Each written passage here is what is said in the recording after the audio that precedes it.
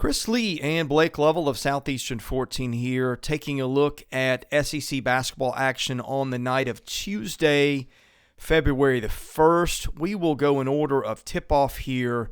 Tennessee playing host to Texas A&M. That game 7 Eastern.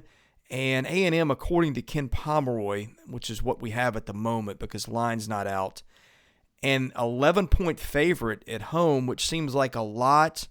Both teams coming off, well, A&M certainly coming off disappointing outing. Tennessee would have liked to have gotten a win at Texas, but, losing in Austin, no shame there. Tennessee's not been playing well on offense, but I have a feeling the Vols are poised for a bounce back here. Well, and Texas A&M is reeling, as we said. That doesn't help. They've lost 4 in a row. That loss to South Carolina was ugly. But I think this is another one of those games. We talked in the last video we did about the rock fight potential. A&M's a better defensive team than offensive team, and so I think this could still be a grind for Tennessee. I think their defense will be the difference here because I just think they'll create some opportunities off of their defense just against this A&M offense. But you can look at the same with A&M. They're also a pretty good team. That's we've talked about them before in terms of them being one of the better teams nationally in terms of being able to just, force mistakes and those kind of things. So defense is going to drive this game. I'd be surprised if it doesn't. This is kind of where we've settled in, where you expect Tennessee games to be in the 60s, somewhere in there. I know you had an extreme example of the low 50s with Texas, but we expected that. Yeah, I'm going to pick Tennessee here. I just don't have a lot of confidence in A&M right now, even though we got off to a great start, 4-0. I think that was a product of the schedule, which we mentioned. Now that the schedule's gotten tougher, they're just in a spot where, boy, they'd love to get this win. They need a win like this, but I just think Tennessee, defensively will probably be able to push them where they want them to go. And I just don't know if A&M right now offensively is going to be good enough to kind of overcome that. Yeah, no, the Vols are unbeaten at home this year, which Yep. I think is a big stat here. So you're thinking Tennessee to win and probably win big here.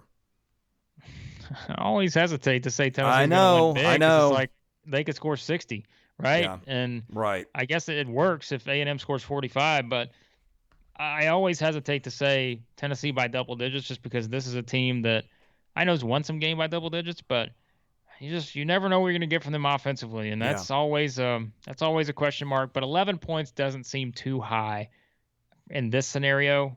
I think that sounds about right. I'd probably take Tennessee in the 11, but I would not go any higher than that. If it's 11.5, no thanks. I bet it comes in lower than that just because everybody's watched Tennessee and the scoring's an issue. I wouldn't be surprised if this is 9 or 10, but either way.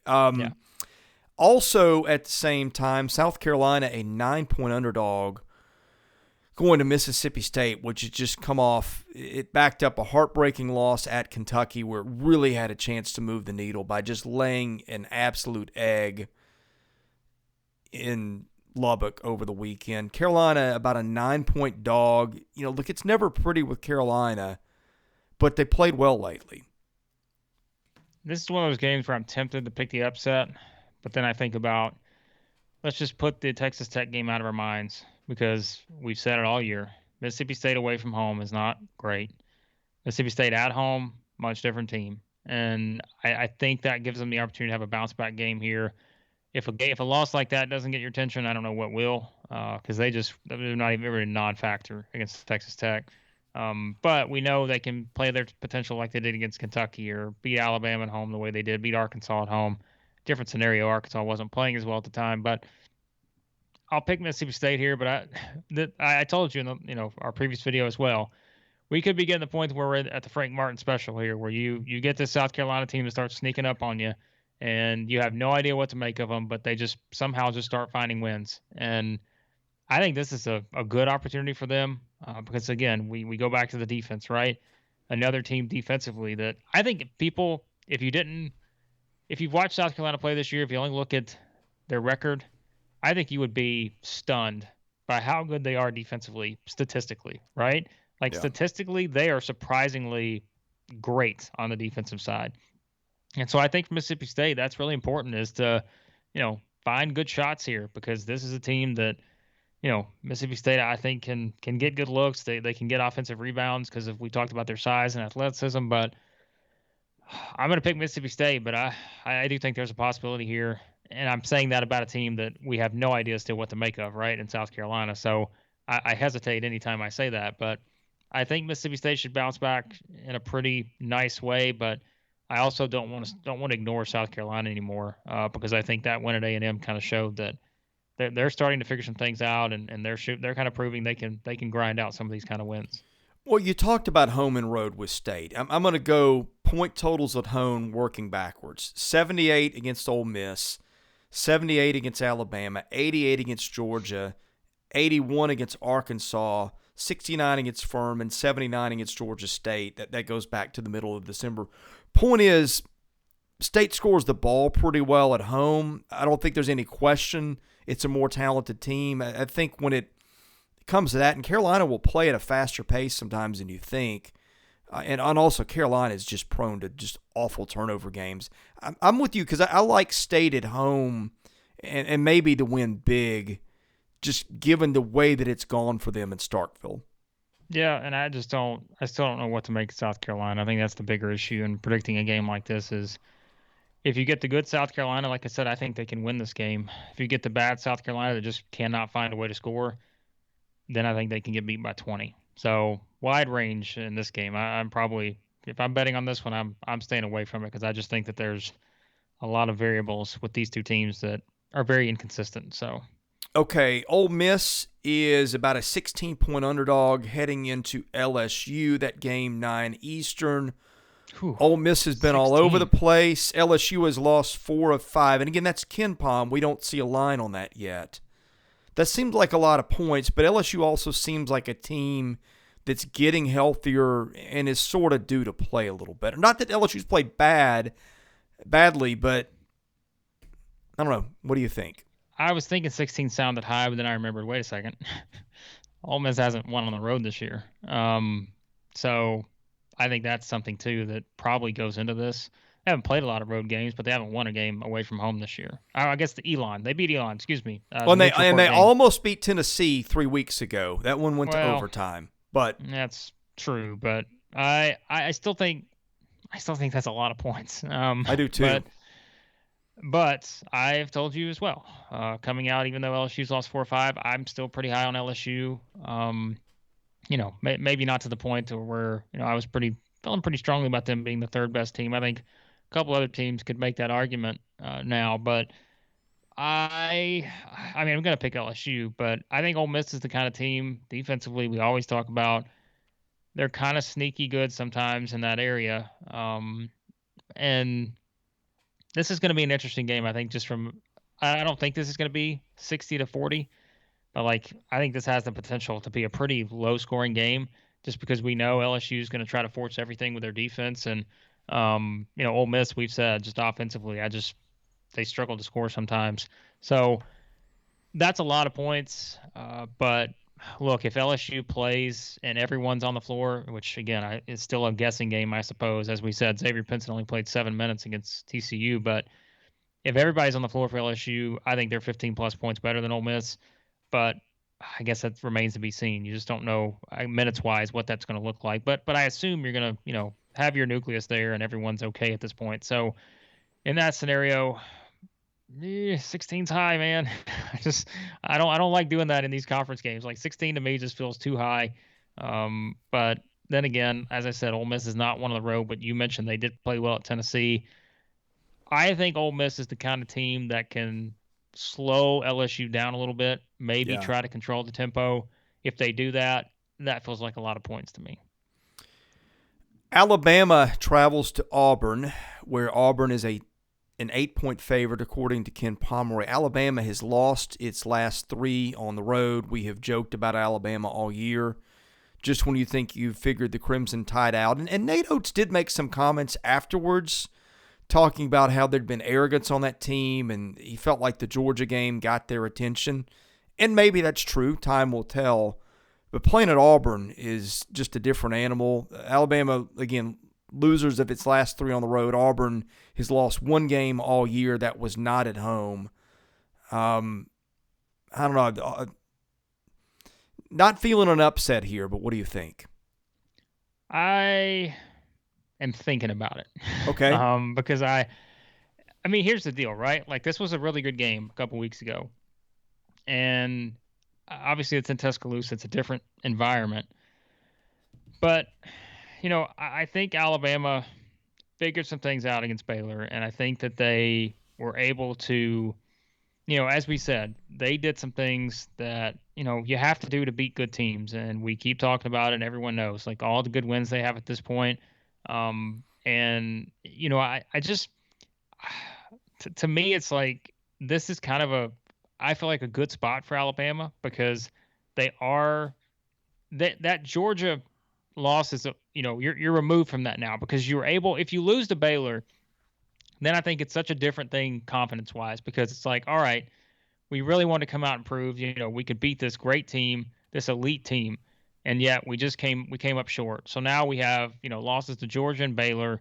We go into Auburn kind of in not must win mode, but you're like, okay, we've lost two in a row, we just can't seem to figure it out. But now that they win a game like that, and as we keep saying, they play to the level of the competition. Yes. They're playing the number one team in the country on the road. Really, Alabama has nothing to lose here. Because they won that game against Baylor, right? So it's much different now. Where it's like you lose to Auburn, it doesn't. And if anything, it'll help your resume. Like you'll move up in the net. This outrageous net rankings, like you will move up probably. So, I'm. This is. I think there's a chance here, but look, I've been the person from the start of the season. I just keep talking about Auburn. I'm like, man, there's something there with this team. They put it all together now. They're the number one team in the country for a reason. They're at home, Auburn Arena, toughest atmosphere, not just in the SEC, one of the toughest in the country, without question. It will be rocking. If you thought it was rocking for Kentucky, if you thought it was rocking for Oklahoma, guess what? It was rocking for LSU. It was rocking for UCF. Go up and down the line. It's rocking anytime anybody comes in there. But this is something that's a little bit, it's a little bit special when it comes to these two on the floor now, and that's great, isn't it? Because this has become such a special game in basketball, and I just think that Alabama has no answer for Walker Kessler and Jabari Smith. It's not, put anyone else, take Alabama out of the equation, take any other team. I mean, there's not many teams that have an answer for that. Now, as we know, I don't think, with the way Kessler's playing now, they have an answer for him. But remember, if you remember back to that first game, what happened, right? Walker Kessler got in foul trouble, fouled out in 13 minutes. That, to me, is the difference. And we said that going into that game. We said, look, if Alabama's going to have a chance, they've got to attack. They have to get Walker Kessler in foul trouble. They have to remove one of the, big guys. Like, they have to get either Kessler or Jabari Smith out of there to really feel good about this. And they did that. And I think that is where, to me, there's an opportunity here for Walker Kessler because he's just been playing so well, right? And I think that's where, if I'm going to have a strong opinion about Alabama not having an answer for him, they did in the first game, but I think he's playing at a different level even 5-6 games later. So that's big, though. Like, if they can do that again, which I think is going to be way easier said than done, then I think Alabama's got a shot to win this thing because, remember, they play up to the level of competition. I just don't know if Alabama's going to be able to make enough shots from outside because we keep talking about it. This isn't a team. They can get going, but they're not as consistent shooting the ball from three. And that's where you can get going offensively if you're able to take Kessler out of the equation like they did in that first game. But if you can't, then I think it's like, all right, then you're asking me, I've got to find a way to score at the rim a lot more if I'm not hitting shots from outside, which statistically this team, is not making as many as certainly they did last year. But I think that's the interesting thing is if all things are equal and let's say no one gets in huge foul trouble, Auburn should win this game. But if Alabama can do the same thing he did the first time, kind of attack, get Walker Kessler off the floor, keep him 20 minutes or less, then I think Alabama can kind of use that fuel from the Baylor win to come into this and really make this thing interesting. Okay, I want to hit on something here. What did Alabama do really well against Baylor? A lot of things. What did Alabama do the best against Baylor? What did they do the best? They got to the free throw line, and that was one of the things I would say they Well, did they pretty hit, good at what, that. Well, 79% of their right, that's two-pointers? true. That is true. We talked about that. How They soon we did. forget, Blake. Yes. Well, come on. It's well, we're back to SEC play here. Come on, let's get this Big 12 Right. SEC challenge out of the way. I'm just kidding. No, you're right. Yes, we did point that out that they were fantastic from inside the arc. Yes. So here's your bet if you're Alabama, Nate Oates. Perhaps, and you play coach here.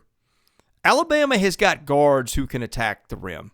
Oh yeah, every one of them. Quinterly's done it well. Shackelford, we've talked about how Davison has gotten better. He was a turnover machine, I think, in that first game against Auburn. But you see him getting a little better every game, playing a little bit more under control. But it's a gamble, right? Because this can go one of two ways, and these are very different outcomes. And maybe you could say, well, Alabama's got Cardwell and Jabari Smith, and Cardwell's really played well off the bench at times. And Jabari Smith is not really the type of player that Kessler is, and that his game is not so much shot blocking. He can swat some, don't get me wrong, but it's more other things. So if you are Alabama, are you just taking the ball right at Walker Kessler and hoping it goes your way with the whistle and you're not getting him blocked? Because to me, like you said, getting him in foul trouble is a key, but the problem if you're Alabama is you got him in foul trouble, you're in your building, you still lost the game by 4 because of the depth they've got. Think about this. You go back to the first meeting between these two, and I find this interesting. Alabama shot 35 twos, 31 threes, and 29 free throws. That's pretty balanced, like across the board, in terms of you were able to get points in 3 different areas, right? You weren't two-dimensional, you weren't one-dimensional.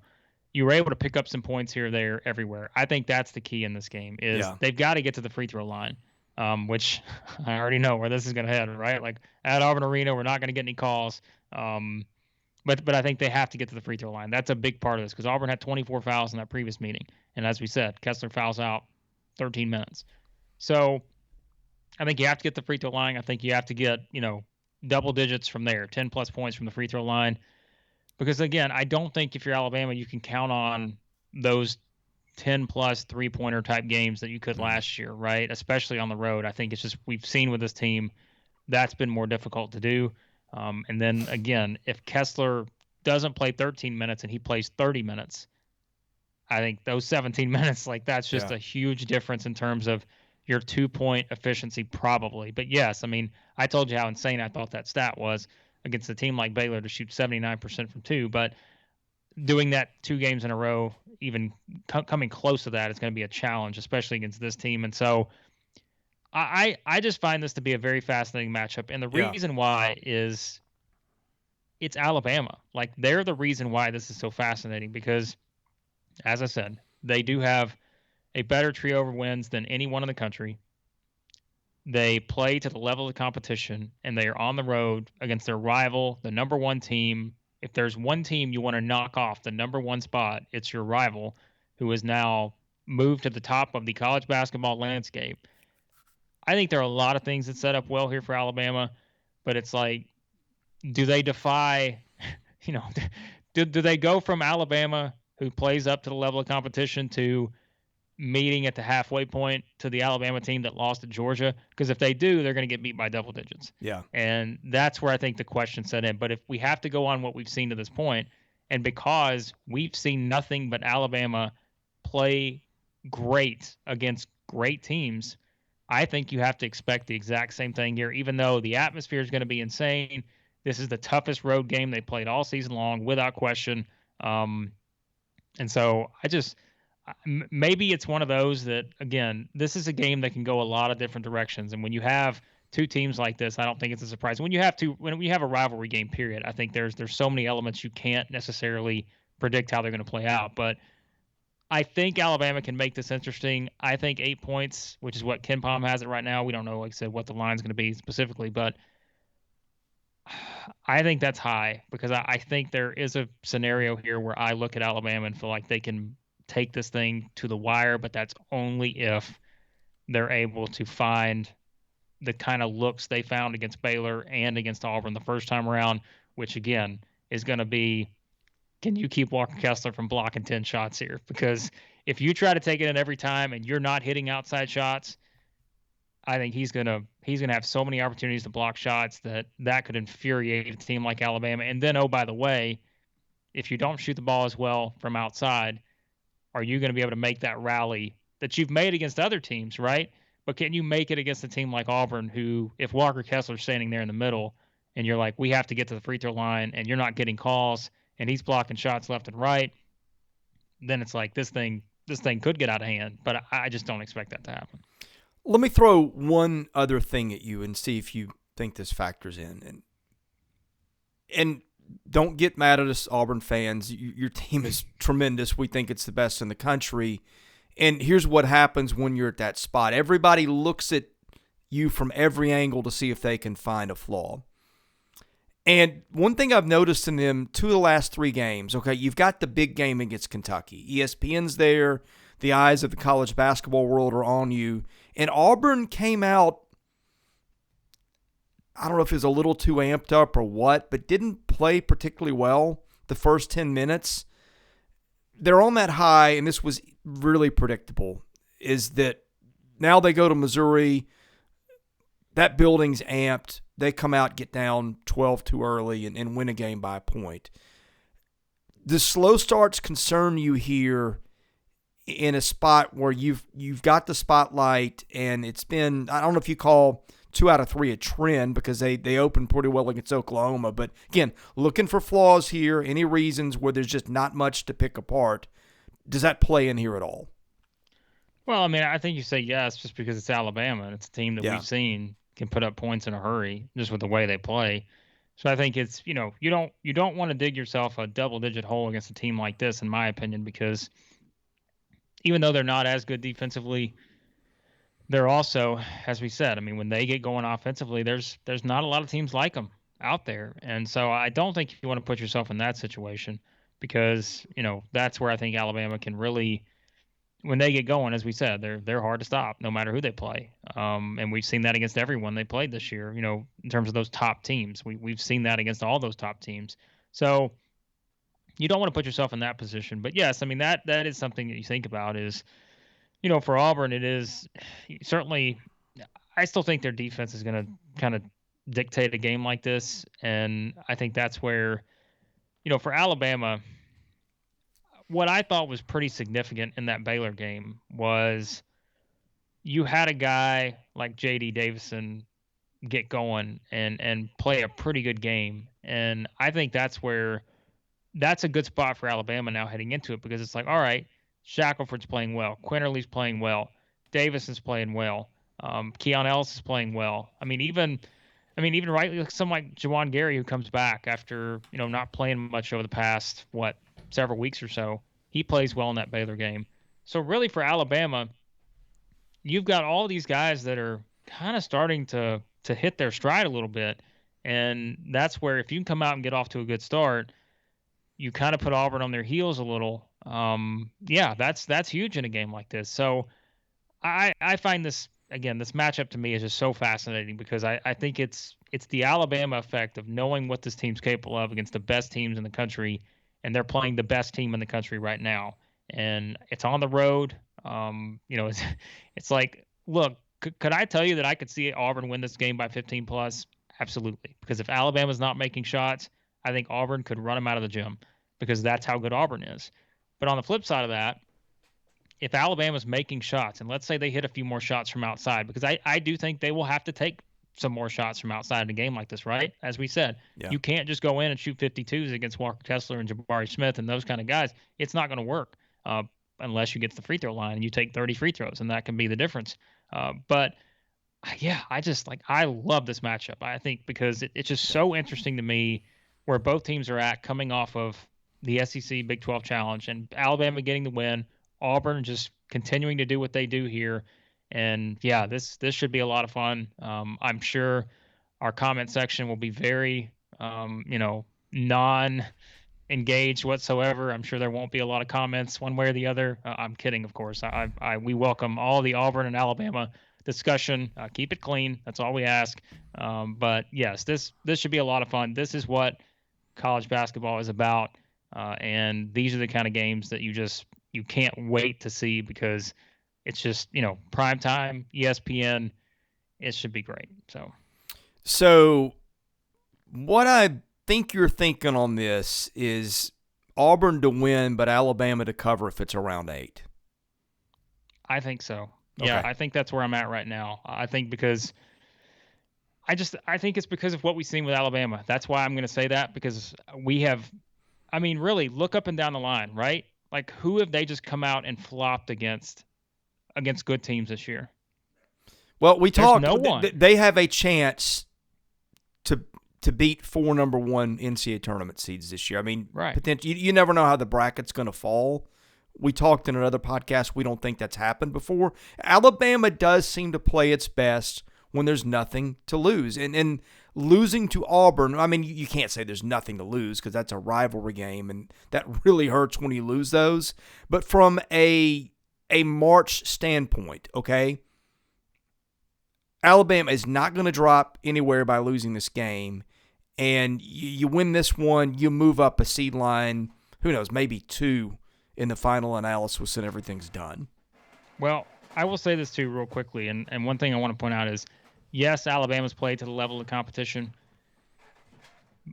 but true road games, right? They haven't. I mean, look, this is still a team that's 3 in lost a row at they've Missouri. lost. I was gonna say, this is still a team that's lost at Missouri. They've lost at Georgia.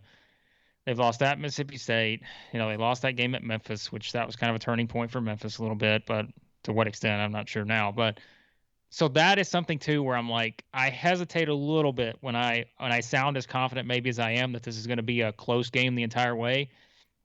Because even though Alabama's played to the level of competition, I know the Gonzaga one, right? But that wasn't a true road game, right? Like, that was in a neutral environment, I guess you could say, even though, I mean, when you think about where it's played at, it's a little bit different. But that is something that I still hesitate a little bit, thinking, okay, yes, they played to the level of competition, but Houston was at home, Tennessee was at home, LSU was at home, Auburn was at home the first time around. So, this is, and again, to me, the best atmosphere in the SEC, one of the top ones in the country. A lot of dynamics here that come into this. So I'm telling you right now, I'm going to say Alabama can maybe cover the 8 here, but this is, it's just, if Alabama wasn't so frustrating, you would feel a lot more confident one way or the other. But I think you have to go off of what you've seen, and what we've seen is they rise to the occasion against the great teams, and I think this should be a great game. Yeah, I think you've talked me into it. I did not feel that way when we started this, but what's the over-under on comments that one of us made in the last 15 minutes that upset someone?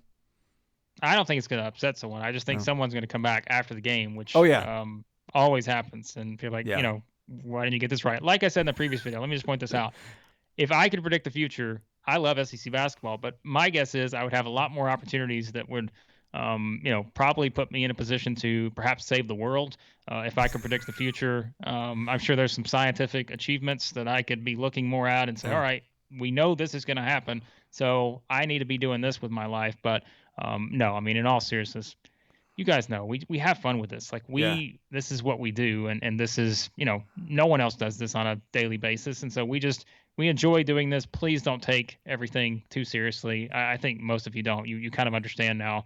When you have 2 guys like us that are talking about SEC basketball teams as Seinfeld characters, if you're really taking us that seriously, then come on, I wouldn't do that. So. Yeah, and if people don't know us, we've grown up watching SEC basketball. I don't know about you, but I know every night when I'm watching, I've got 2 TVs on. I'm keeping an eye on everything. I've got my phone on the scoreboard of games I'm not watching. You're probably doing something like this. We watch a lot of SEC basketball, and we're going to be wrong. We're going to make fun of ourselves when we are. We're going to have some fun with you guys. So don't hate us. We're going to be wrong at times, but we're going to put a lot of work into this and try to do our best, and I think that's what we do. And hopefully people appreciate it. If you do appreciate it, hit the subscribe button. And we do appreciate you if you are watching, by the way. And with that, I will let Blake tell people more about a special deal we've got for our Tennessee customers who are listening. Yeah, we say all that to say Auburn by 25. So there you go. That way we That cover that's all our Blake. bases, His name right? is Blake. Where do they send the we, hate mail? we cover all our bases. 5 minutes ago we said Alabama +8. Now we're going to say Auburn wins by 25. So that way everyone is happy. Yes, Action 24/7. Description below. Click on that link. Your first deposit, they will match up to $800. Just use the code South14. So yeah, click on that link. If you want to bet on these games, go for it. But if you are using us as predictors of the future, always be a little hesitant. Yeah, the flux capacitor is in the repair shop at the moment. Although we've done pretty well this year, actually. We have done well. I probably should keep up with it, but we really don't. We just kind of, again, take it game by game. But I think I don't want to say the league's been predictable, but it certainly hasn't. But I think you base it off of trends, right? And what you see with teams, and because we do watch this league so extensively, it was kind of easy to predict that Arkansas was about to start making their run, right? And some of the other games, or some of the other teams, like when you're like, okay, I see that team turning a corner. Same with Kentucky. We said, look out, like this Kentucky team's ready to take off, and it was the same with Auburn. So yeah, I think that's what you have to keep in mind when you try to break down these games like that. We've really only had one burn the tape show since SEC, and that was the night we made fun of all the games. There were like 3 games. They all looked like they were blowouts. It was Alabama losing to Georgia. It was Auburn winning by 1 at Missouri. Yeah. But that's the fun of it. And the value in this is we watch a lot. We tell you what you think, and hopefully you will find something in this that's insightful that you can take forward and pair with what your eyes and your gut tell you and do with it as you wish. Anyway, okay, he's Blake Lovell. I'm Chris Lee. We'll be back on Tuesday to preview Wednesday night's games. So thanks for watching. And again, if you haven't, please hit that subscribe button.